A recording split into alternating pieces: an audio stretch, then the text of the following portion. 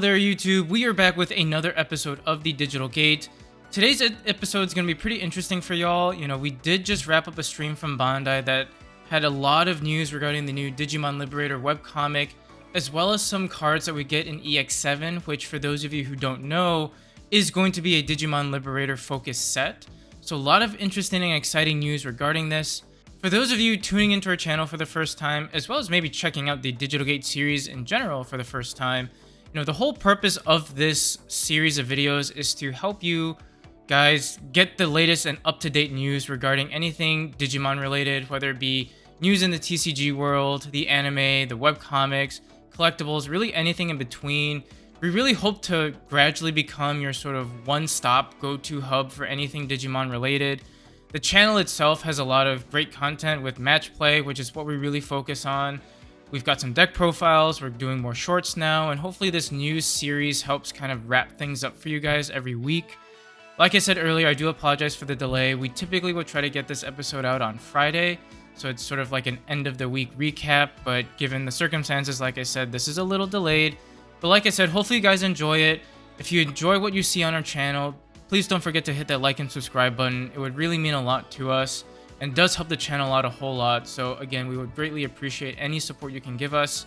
Feel free to check out our socials down below, which includes our Instagram, our Discord, our Twitter, as well as our YouTube and TCG Player affiliates. And without further ado, let's hop right into the content and talk some Digimon Liberator. Anyhow, going back to the stream itself, Bandai released this on April 25th, which marked the official release of Liberator as a web series. I'll link the direct link to it in the video description down below. They have an official JP version as well as an English version. They have the pilot chapter out as well as chapter 1, which are both really great reads.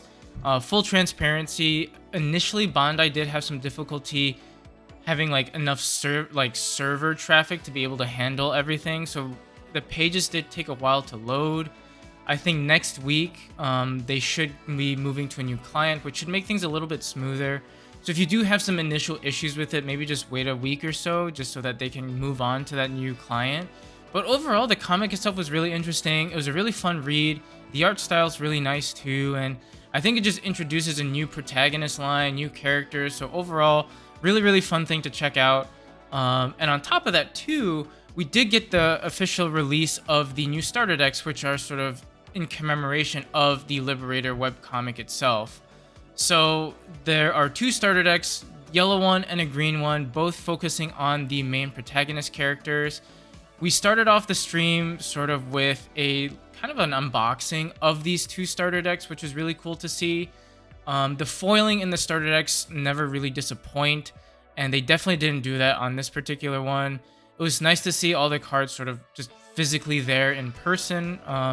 It was also really nice to see the new alternate arts for the training cards that are going to be provided in each starter deck. Each starter deck itself will contain a sort of distinct set of alt arts, so it's more incentive to buy both starter decks really from Bandai's perspective. But each set of alt arts are just absolutely amazing. I'm definitely going to try and get a playset of each just because they look so good. And yeah, it was really nice to see them in person. The foiling is great. The shine of the cards are just absolutely stunning. So definitely worth checking it out. And I think definitely worth picking up once they eventually do come into the English setting. And then on top of that too, these starter decks are going to be introducing two new mechanics to the game. The first one being Vortex, which is the sort of main archetype or main keyword associated with the green starter deck, and Overclock, which is going to be the main keyword or mechanic for the yellow starter deck. And, on top of that too, which was a really interesting treat from my perspective, was we also got a sort of physical match between the two starter decks fresh out of the box. Now, are these decks going to be like tier 0 right out the gate?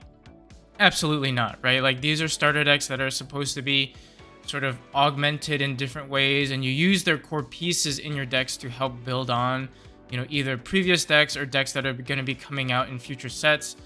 So, are they optimized? Probably not, but it was really nice to see how these archetypes are supposed to shape out, how these cards are played, and what they do in person. It's really one thing to read about them and theorize what they may do, but to physically see them in action was a totally different ballgame. and I thought was really, really interesting to see and break down. From what I was able to see initially, I don't know if it was just like the way that draws were being done, but like green definitely had a lot more gas. I think Vortex is going to be a very interesting mechanic moving forward into the game. Being able to, control your opponent's board state, get some security checks in, I think is a very, very powerful mechanic. And suspending and bottom decking, which is almost like a green staple at this point, is evident in this deck. So it was really cool to see that. Overclock and the yellow deck is also interesting. I think it's slow to set up, but once it gets going, you can definitely see some of the shenanigans come into play with wideboarding, token manipulation, DP reduction. So that also is going to be, I think, something that does catch people by surprise, and I think will, still do really, really well moving into the meta. Now, for those of you who are looking for a more thorough breakdown and sort of walkthrough of each starter deck, East did do a couple videos regarding both starter decks. He walks through the cards, kind of talks about what they do and what they would like to do in theory.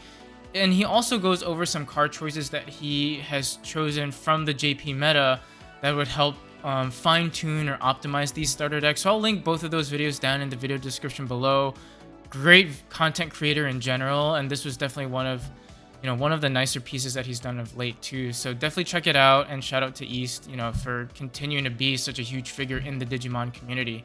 All right, so now it's important to note that in conjunction to these starter decks, the Liberator lines are going to be getting a lot of support moving forward with the release of EX-07, which, like I said earlier, is going to be a set that revolves around the Liberator webcomic.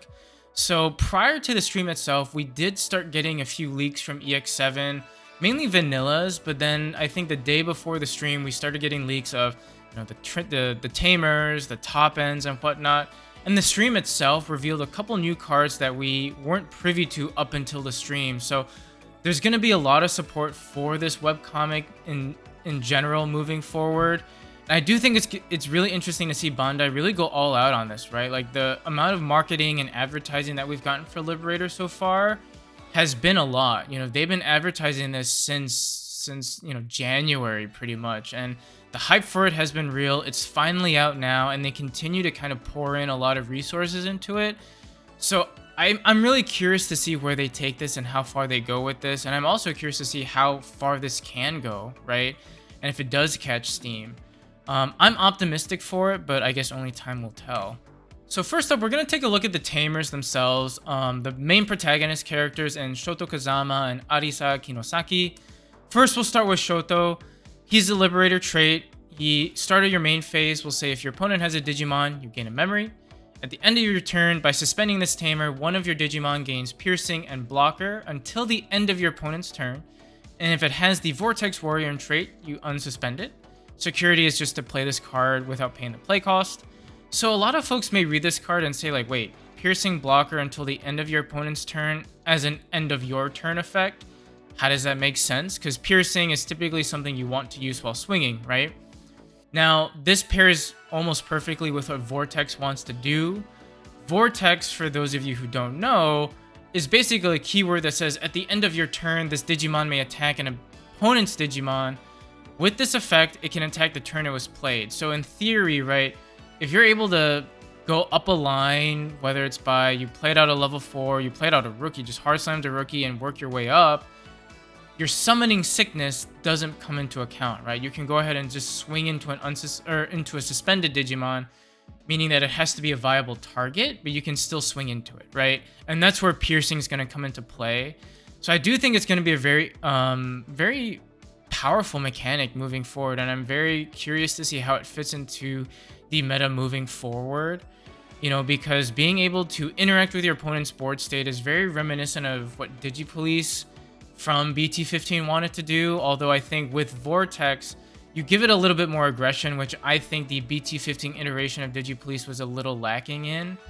Next up, we got Arisa Kinosaki, which again has the same starter main phase as Shoto, which if your opponent has a Digimon, you gain a memory. All turns, when one of your tokens or Digimon with the puppet trait is deleted, by suspending this Tamer, you may play one level 3 Digimon card with the puppet trait from your hand without paying the play cost. Security is to just play it out without the cost. So again, I think very reflective of what this archetype wants to do. You know, it sounds like Overclock and this new yellow starter deck feasts on whiteboarding, being able to manipulate your tokens, almost in a way that Diaboromon wanted to do back in like BT5, BT6 era. So I think it's going to be a fun mechanic to play around with. You do whiteboard a lot, and you do play out a lot of tokens with a lot of your pieces from the starter deck. So having a top end, which we're going to be talking about in a little bit, that utilizes that is going to be really cool to see. And this Tamer, I think, pairs perfectly with that.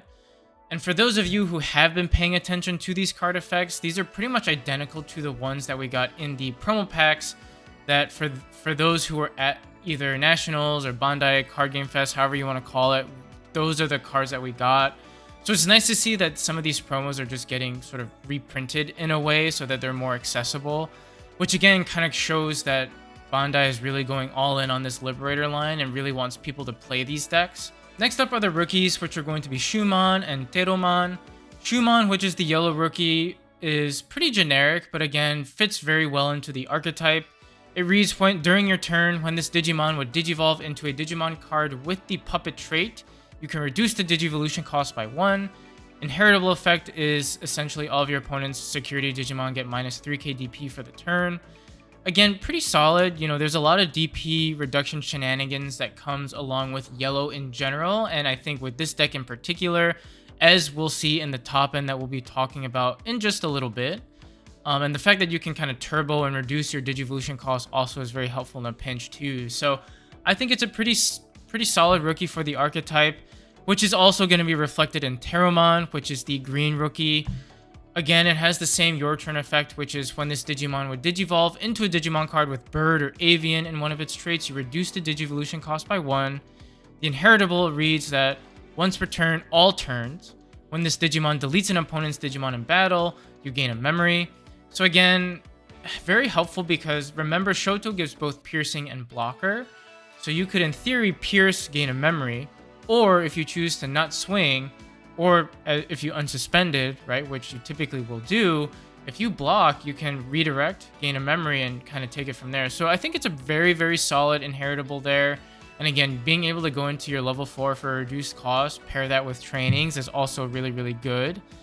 So yeah, I think pretty solid generic rookies for the archetype, but they definitely feed into what the decks want to do. And that's really all I got to say about them.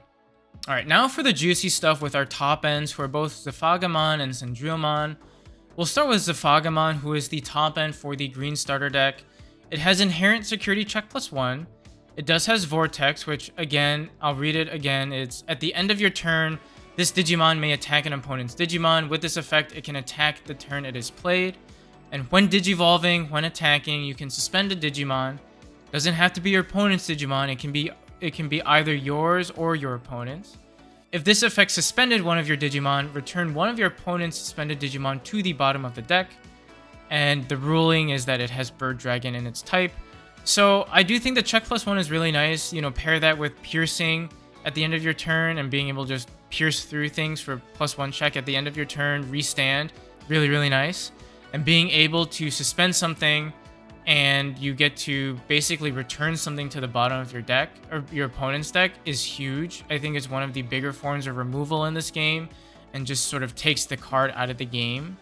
So I think really interesting in terms of both aggression and control, which I think this deck does a really good balance of. You know, there's a good amount of aggression, but there's also a very good amount of control that you can do with this. So again, I'm very excited to see how this deck plays out in the JP meta. Next, we're going to be talking about Sandriomon, which again has Overclock and Trait, which reads, at the end of your turn, by deleting one of your tokens or one of your other Digimon with the Puppet trait, this Digimon may attack a player without suspending. At the start of your main phase or when Digivolving, you may play one familiar Digimon, or one familiar token, which is treated as a yellow Digimon with 3k DP. It has the effect of on deletion, one of your opponent's Digimon gains minus 3k DP for the turn. And then when attacking, one of your opponent's Digimon gains minus 6k DP for the turn for Sandriomon. So as you can imagine, you can really see like how much like DP reduction shenanigans are being done with this deck. You're really utilizing your tokens to proc their on deletion effect to neg DP on your opponent's board, being able to distribute that as well in chunks of either 3k or 6k, I think is also really neat, as opposed to like originally where yellow would kind of do like one huge DP reduction bomb, but then if you're wideboarding, your opponent wideboards, you really don't do much. Here you're able to kind of distribute it as you please, which I think is really nice and really adaptable. And you also, with your inheritables, can neg security DP as well. So, you know, I think it's really cool to see that. You know, I think it's going to be interesting to see how different players choose to kind of spice things up a little bit. You know, purple yellow with DP reduction is always going to be really nasty. And purple red, or yellow red as well, is also one of those decks that always is good at DP reduction and doing all that stuff too. So I think it's really going to be an exciting time with this deck as well. It's going to be really fun to see how it goes, because again, it reminds me of almost like a little like yellow Diaboro in a way. So last set of reveals that we got were regarding a brand new waifu in Yuki. Waifu news aside, I do think that she's got pretty great potential both from a TCG perspective as well as a webcomic perspective. For those of you who didn't see it earlier, you know, they did release a bunch of characters with their partner Digimon for Liberator, and Yuki's partner Digimon was Impmon. Impmon, typically being associated with Beelzemon and Beelstarmon, is actually getting a new line with the Liberator comic, which was revealed here. It's a very interesting looking line. You know, for me, at first glance at it, it really looked like a fusion of Beelzemon and Megidramon, which, you know, if you're thinking about it, kind of puts into question like what sort of character Yuki is going to be, because both Beelzemon and Megidramon in the anime were sort of antagonistic characters. So is Yuki gonna be good, bad? We don't really know. We didn't really get a whole lot in the first chapter regarding her, but I think it's gonna be sort of interesting to see how that plot point unfolds. But from a TCG perspective, it's also going to be interesting to see how like her archetype goes into play. Her Tamer card reads, you know, at the start of your main phase, if your opponent has a Digimon, gain a memory. So similar to what Shoto does and Arisa does as well. During the main phase, if you have 4 or fewer cards in hand, by suspending this Tamer, one of your Digimon may Digivolve into a Digimon with the Dark Dragon or Evil Dragon trait in your trash. And security just lets you play this card without paying the play cost. So a couple interesting points there, right? First off being that your main phase effect that you can proc is if you have 4 cards or less, which sort of almost points towards either a hand mill strategy or a deck mill strategy or both. Beelzemon and Megidramon were both decks that liked to mill themselves out or just mill in general. So I'm curious to see if this is going to be another mill deck strategy, which I think is going to be really fun. I know TJ and Dan are both huge mill deck guys, and I think it's going to be interesting to see if they get another deck to play around with this one. So yeah, you know, and then moving on to Impmon. Again, pretty generic rookie, doesn't do a whole lot of like extravagant things, but it does feed into the archetype. During your turn, when this Digimon would Digivolve into a Digimon card with the Dark Dragon or Evil Dragon trait, you reduce the Digivolution cost by 1, and inheritable, this Digimon gets plus 2k DP.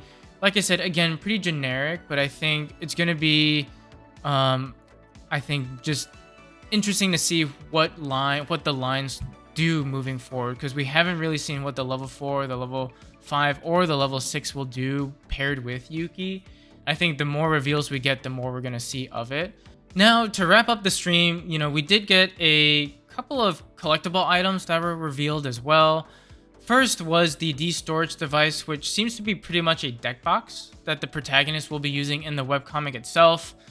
It seems, I'll be honest with you, it seems like a pretty standard plastic deck box. I doubt they're going to put it on Premium Bandai. If anything, I wouldn't be surprised to see it in like big box stores like Target, Walmart, or whatever, right? It doesn't look like anything spectacular. It just sort of looks like your standard collectible deck box, which, you know, for collectors might be a great thing. And the last thing that we saw was sort of like a brief unboxing or reveal of the Heroine set that was previously on Premium Bandai. We actually got to see the physical cards in person, which was awesome. The foiling, the texture, and sort of the shine of the cards were great. I did order a couple of them, mainly because I wanted one, for collector's purposes, and two, I wanted a playset of the Venusmon and the Mervamon, which, speaking of those cards, those are probably the two cards that are of the highest sort of like playable value, right? The rest of the cards don't really do a whole lot into the meta, and so from a card perspective, honestly, like if you are looking for them, you may be better off buying singles. I don't really know. Usually to start, the prices of these cards are pretty high. And then as we realize that they're either not playable or there's a lot floating around, the prices do tend to drop pretty quickly.